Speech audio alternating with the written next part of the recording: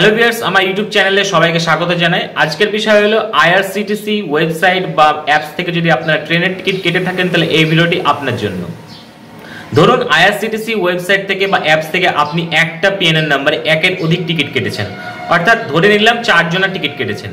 সেক্ষেত্রে দেখা গেল ট্রাভেল ডেটের আগে যদি ওই 4 জন প্যাসেঞ্জারের মধ্যে 2 জন প্যাসেঞ্জার বা 1 জন প্যাসেঞ্জার বলে আমি ট্রাভেল করতে চাই না, সেক্ষেত্রে আপনি ওই 4 জন প্যাসেঞ্জারের ভিতরে শুধুমাত্র ওই দুটো প্যাসেঞ্জারকেই আপনি ট্রেনের টিকিটটা ক্যান্সেল করতে চান, আর বাকি যে প্যাসেঞ্জারগুলো থাকবে সেগুলো ট্রাভেল করবে। তাহলে সেক্ষেত্রে আপনি মোবাইল এর অ্যাপসে বা আপনারা ওয়েবসাইটে গিয়ে শুধুমাত্র সেই দুটো প্যাসেঞ্জারকে ক্যান্সেল করে আপনারা কিভাবে আপনার টাকাটা রিফান্ড পাবেন আমি আমার এই ভিডিওতে দেখাবো। তো ভিডিওটি আপনারা শেষ পর্যন্ত দেখুন, তাহলে সবকিছু বুঝতে পারবেন। চলুন কম্পিউটার স্ক্রিনে।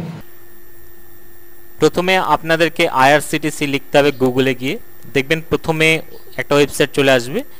এখানে ক্লিক করলে এরকম একটা পেজে চলে আসবেন। আসার পরে উপরে লগ ইন করতে হবে, তার ইউজার নেম এবং পাসওয়ার্ড দিয়ে এখানে লগ ইন করে নেবেন। লগ ইন করার পরে এখানে মাই অ্যাকাউন্টে গিয়ে মাই ট্রানজাকশন যেতে হবে, দি বুক টিকিট হিস্ট্রি এখানে ক্লিক করতে হবে।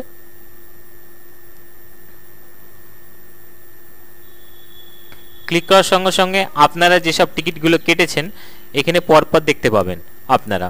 তো যেটা আপনারা ক্যান্সেল করতে চাইছেন সেখানে তার উপরে এরকমভাবে ক্লিক করবেন একটা। ক্লিক করার সঙ্গে সঙ্গে ক্লিক করার পরে আপনারা এটা নিচের দিকে আসবেন। আসার পরে এখানে দেখতে পাবেন ক্যান্সেল টিকিট বলে একটা অপশন আছে, এখানে আপনাদের ক্লিক করতে হবে। ক্যান্সেল টিকিটে ক্লিক করার পরে আপনাদের সামনে এরকম একটা পেজ চলে আসবে, যেখানে আপনাদের পিএনএর নাম্বার দেখতে পাবেন, তারপরে ট্রেনের নাম দেখতে পাবেন, কোথায় থেকে কোথায় কেটেছেন আপনি সেটা দেখতে পাবেন, কত তারিখে টিকিট কেটেছেন, কি আপনার ট্রেন, তারপরে কত টাকা দিয়ে কেটেছেন, সমস্ত তথ্য এগুলো এখানে দেখতে পাবেন। আমার এখানে 4টে প্যাসেঞ্জার রয়েছিল, তাদের এজ লেখা রয়েছে, জেন্ডার লেখা রয়েছে।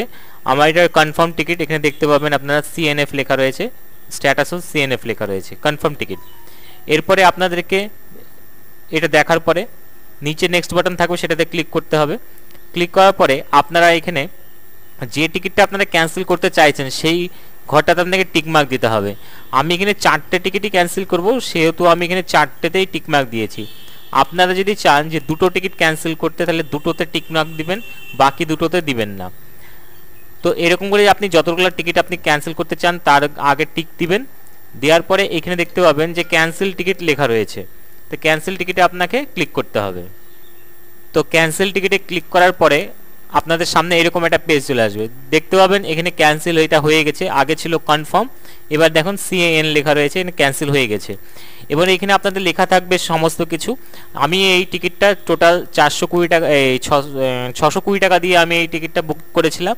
তার মধ্যে যে রেলওয়ে ক্যান্সেলেশন চার্জ 240 টাকা কেটে নিয়েছে এবং রিফান্ড পাচ্ছি আমি 381 টাকা 44 পয়সা। তো এই অ্যামাউন্টটা আপনাদের অ্যাকাউন্টে মোটামুটি 3 থেকে 4 দিনে চলে আসবে। আপনি যে মেথডে আপনি পেমেন্টটা দিয়েছিলেন সেই মেথড অনুসারে আপনার পেমেন্টটা রিফান্ড চলে যাবে সেই অ্যাকাউন্টেই। তো আপনারা এখানে দেখতে পাবেন এখানে সিএন লেখা রয়েছে, অর্থাৎ আমি 4টে ক্যান্সেল করেছিলাম, 4টে এখানে কনফার্ম হয়ে গেছে আমার ক্যান্সেল। তো এরকম করে আপনারা যখন টিকিট কাটবেন, কাটার পরে যদি কোনো একজন বা দুজন ব্যক্তিকে যদি আপনাদের ক্যান্সেল করতে হয়, আপনি সেম প্রসেসে ক্যান্সেল করতে পারবেন। আশা করি আপনাকে সমস্ত তথ্য দিতে পেরেছি। যদি কোনো অসুবিধা হয় কমেন্ট বক্সে অবশ্যই কমেন্ট করবেন। ভিডিওটি শেষ পর্যন্ত দেখার জন্য ধন্যবাদ। আজকে পর্যন্ত।